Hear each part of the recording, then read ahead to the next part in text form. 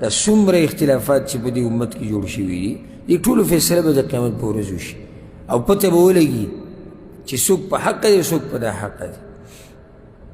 دلته خو دا ټول لګیا دي دعوه کوي موږ په حق یو او څوک په منګړتو قصو سره خپل حقانیت ثابتوي، څوک په کمزورو حدیثونو سره خپل حقانیت ثابتوي، څوک په خوبونو سره خپل حقانیت ثابتوي. الله اکبر. دې مخکې ورځو کې یو مولوي صاحب بیان کړی وی پیغمبر ناسو صلی الله علیه وسلم او دا الفاظ زمونږ په خوله نه راځي خو وایو دې دپاره چې حقیقت واضح دی. وی پیغمبر ناسو او وی عورت یې ښکارېدو. که دا خبره بل چا کړی وی که نه د دې مولیانو نه علاوه که دا خبره بل چا کړی وی نو سم خیال دا ټول پاکستان او دا ځمکه یې دله په سر راغسته. خو چونکې دوی خو ټیکه اخیستې دوی چې هر څه ووایي صحیح دي نو یې هغه ناست دی والعیاذ بالله او عورت یې ښکاري. او یو طرف ته د پاکستان علما دي ګوره حقانیت په خوبونو ثابتول او حقانیت ثابتول د پیغمبر په ګستاخۍ سره. د بل ځای مولیان هم نه دي، د کوم ځای دي؟ پاکستان.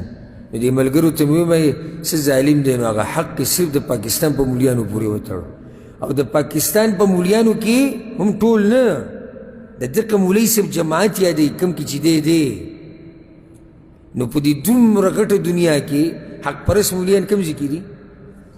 پاکستان کې دي او په پاکستان کې یو جماعت دی نور دې ټول فارغه کړي دي، ټول فارغه دي. او بل طرف ته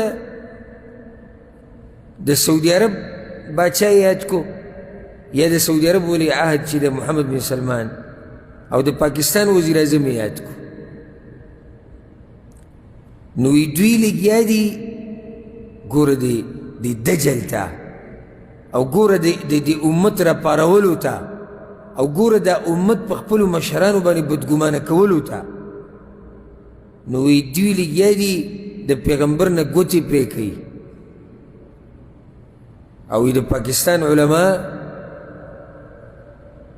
دا کوم چې د ده د طبیعت مولیان دي هغوی صادر په پیغمبر راچولی ده. پته مخکې بیا ما ته پوښتنه چې څه یې ویلي مخکې ما نه دی اورېدلی خو څه داسې په پیغمبر کې څه اشاره وکړه دغه ته د پاکستان مولیانو ته کې څه خبره یې کړې. وی پیغمبر د پاکستان مولیانو ته وایي چې صبر وکړئ فتح را روانه. څه شي فتح را روانه؟ څه کوي دوی ولې؟ نو که موږ خبره وکړو بیا خلک وایي تا خبره وکړه، که نه یې کوو نو خیانت راته ښکاري. د حقانیت ته ثابتولو لپاره خوب جوړ شو، په خوب کې ګستاخي وشوه د پیغمبر صلی الله علیه وسلم، بیا د امت ټول علما یو سیټ ته شو، حق پرست علما په پاکستان کې یو مخصوص جماعت شو او بیا د مسلمانانو د ملکونو مشران په هغوی باندې خلک بدګمانه کول او خلک د هغوی خلاف راپارول. څو جرمونه دي په دې معمولي یو څو خبرو کې. ما خبره دا کوله چې ډېرې چغې روانې دي په دې دنیا کې، ډېره غوغا ده او شور دی، زه په حق یم او زه په حق یم او زه په حق یم. پته به ولګي یو لویه ورځ را روانه ده او الحمدلله د قیامت نه مخکې حق پرستو ته حق معلوم دی. خو دا خبره زه کومه عامه چې ټولو خلکو ته پته ولګي.